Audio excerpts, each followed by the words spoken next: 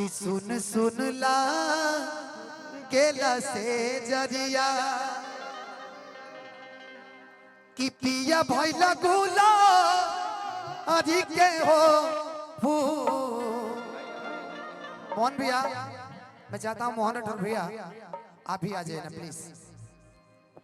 मैं चाहता हूं हमारे बड़े भाई और भोजपुरी के रॉक स्टार मोहन राठौर जी के लिए आप सभी एक बार जोरदार ताली बजा दीजिए। कि कवन सवतिया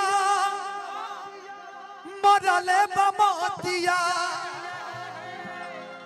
अपना गुजरिया के गइल तू भू।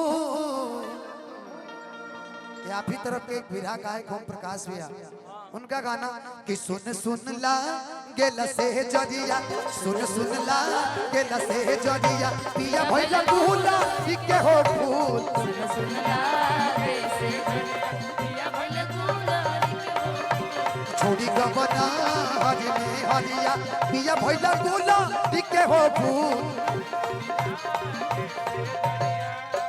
कवन सवतिया मरले बमतिया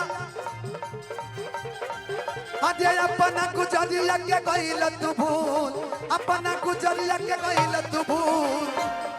सब भूल गए, निशा को सब भूल गए, जबकि यूपी में ही मिले थे ये लोग, हमें बताइए। अच्छा गुंडा नहीं, देवरिया।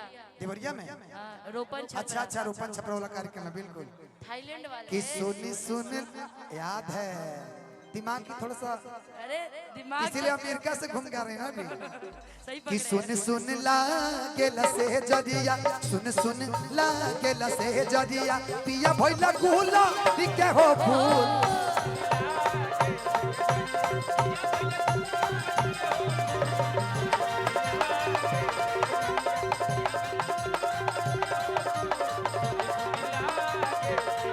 लेकिन भैया अगर हमरा गाँव की तुम्हें का गाय कि एहो धनी करब ना कमैया बोला ना सुधनिया खइबू का।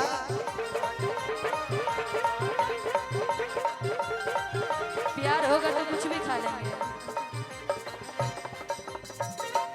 बहुत बहुत धन्यवाद। मैं चाहता हूं कि कुर्सी लगाइए, बैठाइए, सम्मानित का कार्यक्रम हो, फिर आगे कार्यक्रम स्टार्ट होगा। हमारे मैं यार से मिलने के लिए मेरे बिछड़े दिल पर तू जो एक बार मिले चैन आ जाए मुझे जो तेरा दीदार मिले। हो जिंदा रहने के लिए तेरी कसम,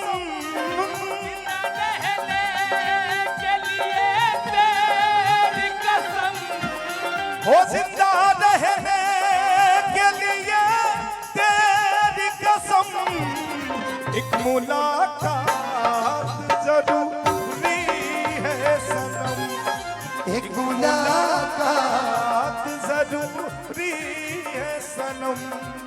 ये भाव वही लाइन अपना वाला।